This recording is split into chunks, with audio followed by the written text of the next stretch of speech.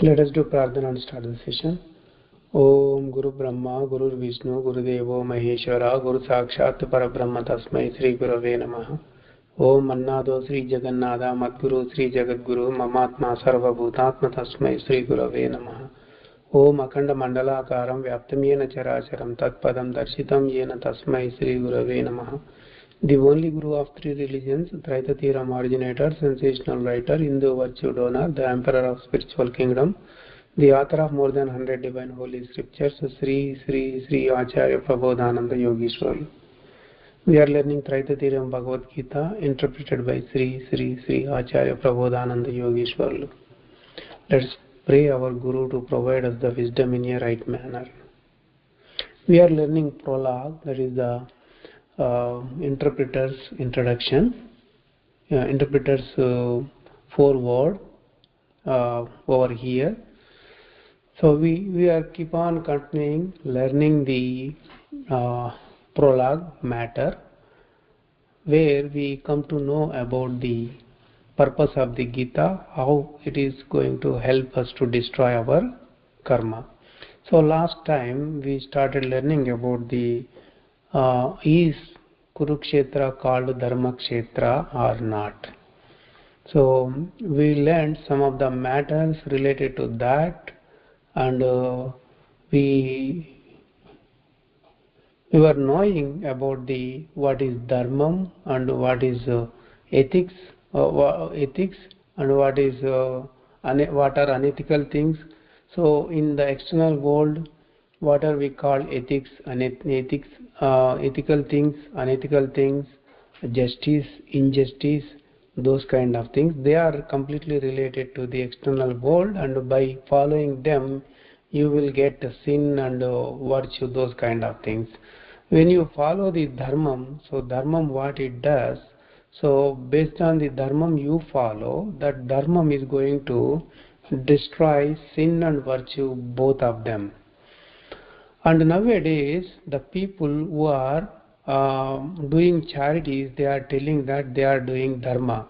And the people, the rich people, they do charity at the temple and they write that as they did dharma over there. And also a beggar goes to get the food or something, but he will ask that to give dharma to him, provide dharma to him. Actually, he needs the charity, but he needs donation, but he is asking for the dharma. Like that, from beggar to the rich people, nobody knows about the real dharma, what it is. And also the gurus, pitadipatis, whoever is there in current time, these guys need to tell what is dharma, what is adharma, and by following dharma, how do you come out of the sins and everything. But they are not doing so. So what they are doing, they are telling all the ethics to the people to follow them. So with that, only punyam will come. So so we came up to that part last week. Okay, let's continue from there onwards. So like that, when we keep on thinking how the people are doing the things, why the defection to dharma happened, because of that's called the dharma glani, as told in the Bhagavad Gita itself, since people forgot completely about the dharma itself. So when we think like that, so Kurukshetram is not called at all Dharma Kshetram. So so the battle happened in the Kurukshetra because of the people who followed unethical activities over there and unjustifiable things they did over there, and a battle happened between the two parties in the Kurukshetram itself. So such kind of Kurukshetram should not be called as Dharma Kshetram at all.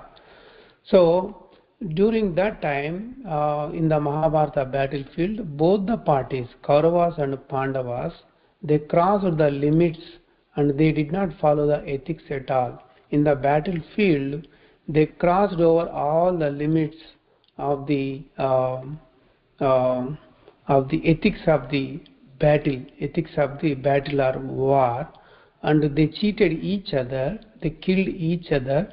It became like a bloodbath kind of thing. So that way it became the history. So so many such kind of things happened in that Kurukshetram. It cannot be called as Dharmakshetram at all. If it is called as Dharmakshetram, then if we think about the Rayalaseema area in Andhra Pradesh, there many factionists are there. Factionists kill each other. So in that situation, this Rayalaseema districts also can be called as Dharmakshetram. Is it true? So should we call like that? No. So actually, whichever is intended to follow is called the dharmam. That is applicable to only the human beings who are alive. When they follow the dharmam, then it will be called.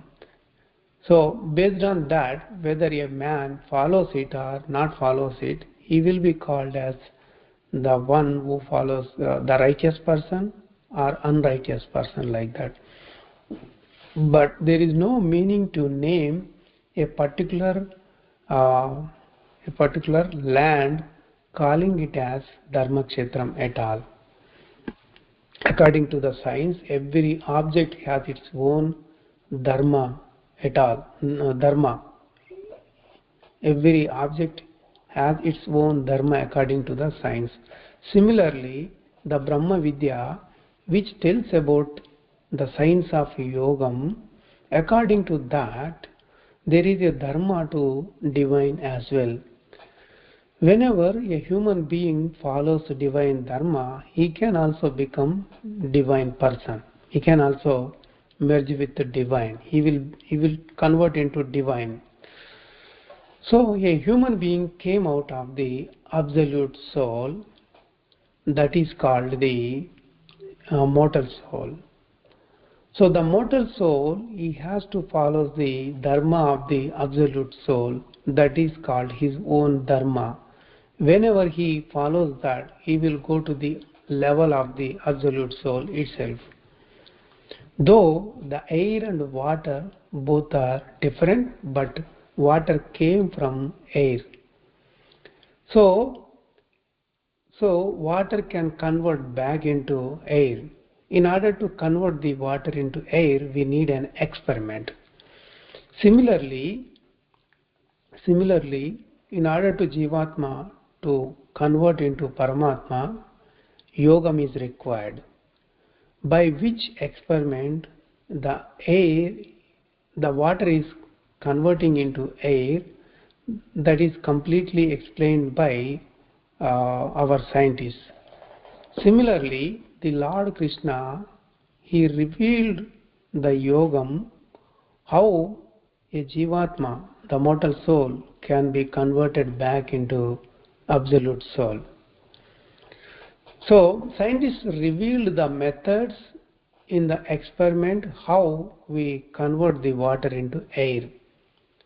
Similarly, Lord Krishna explained the methods in the unification or yogam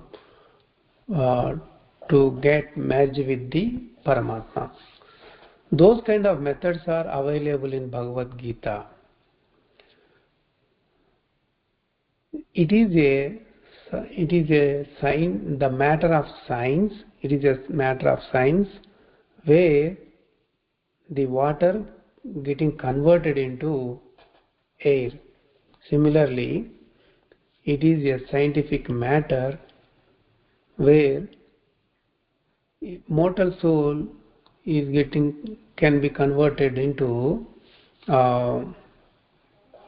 Paramatma, absolute soul. During the battle between Pandava and Kaurava, Lord Sri Krishna was the driver of the chariot of Arjuna. When war started during that time due to the emotion called attachment or longing desire of Arjuna, since he is going to go for the battle with his own relatives itself. So he was afraid of a lot that he is going to get a bigger sin by doing that. Then, then he did not get any movement to go for a war. Then Lord Krishna started and telling him the external world related words to encourage him, saying that if you don't go for a war, they will think that you don't have manhood. If you go for a war, you will be called as a hero. Like that, so many words he tells to encourage him go for a war. Even though Arjuna did not get any movement from his body, he is in such a situation he can't take any decision. So then immediately he asked Lord Krishna that please make me as your disciple and you order me what I need to do. So here, whenever an object is given to a person, when that person is needy, he needs it really, then there will be a value to that object. If there is no need, if you give any object to a person, they will think it is useless. Similarly, whenever Arjuna needed, that time Gita was taught to him, so it got lot of value. If there was no need for Arjuna, if Lord Krishna taught to him, then the name of Arjuna, Arjuna also can take a bigger yarn and go to a sleep. Though Arjuna is called Gudakesha, that means he conquered the sleep. So that is why Lord Krishna did not tell wisdom to Arjuna until Arjuna asked him. Similarly, nowadays human beings, they also need to get the need of knowing the wisdom. Otherwise, if you tell them, they don't even care for that. So whatever the feeling Arjuna got, similar kind of feelings whenever the human beings nowadays get, and they get the fear of sin feeling, then only they will need the Gita. But nowadays human beings don't have fear of sin, so they are not caring about what Lord Krishna told to us. All the human beings nowadays, they are fear of work, fear of hurdles, but not the fear of sin. So they are thinking always how to escape from the hurdles, but they are not thinking about the reason for the hurdles are sin. How do we eliminate the sins? They are not thinking at all. So they are always finding the ideas to eliminate the hurdles instead of the elimination of the sins which are reason for the hurdles. In this situation, in this context, in this time, so there should be some gurus who should show the right path or show the guidance to the people, telling that this is the reason for your hurdles, and if you have the wisdom fire, then your all sinful karmas will be destroyed.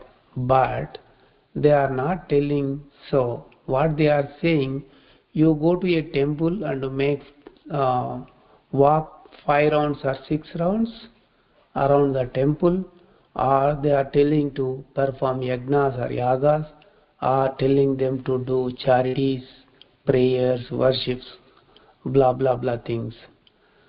So by doing so, it may be a temporary relief. They think that it will give temporary relief, and human being is going there and worshipping or doing yagnas or doing charities like that. In such situation, how come they will come to know the importance of the Bhagavad Gita? And how do they know? And how powerful Bhagavad Gita? How do they know? They can't. So even though some people read Bhagavad Gita somewhere, they are reading Bhagavad Gita thinking that they may get some benefit out of that, external world related benefit. For, for that kind of um, desire only they are reading the Bhagavad Gita, but they are not reading to know the wisdom at all. They are not reading that thinking that, oh, if I read this, if I get the wisdom and I will destroy the karma and get the liberation. They don't have that kind of aim or objective to read the Bhagavad Gita. To speak in different way, there are so many villages, they built Gita temples. There they put the Bhagavad Gita. There also what they are doing, they are going there to just to listen to Bhagavad Gita, but they are not grasping the summary from that.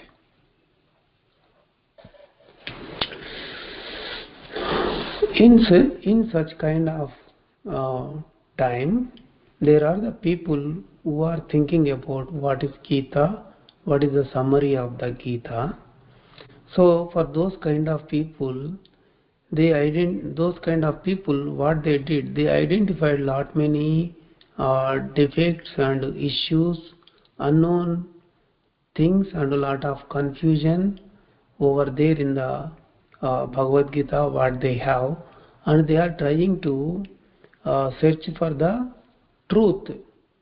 So those kind of people who are trying to search for the truth and who are trying to know the real meaning of Bhagavad Gita and real summary of the Bhagavad Gita, the Traitatiram Bhagavad Gita is the one which can reveal all the mysteries and all the matters related to the wisdom, and that will clearly help those kind of the people, and it will take them in the right path without any doubts over there.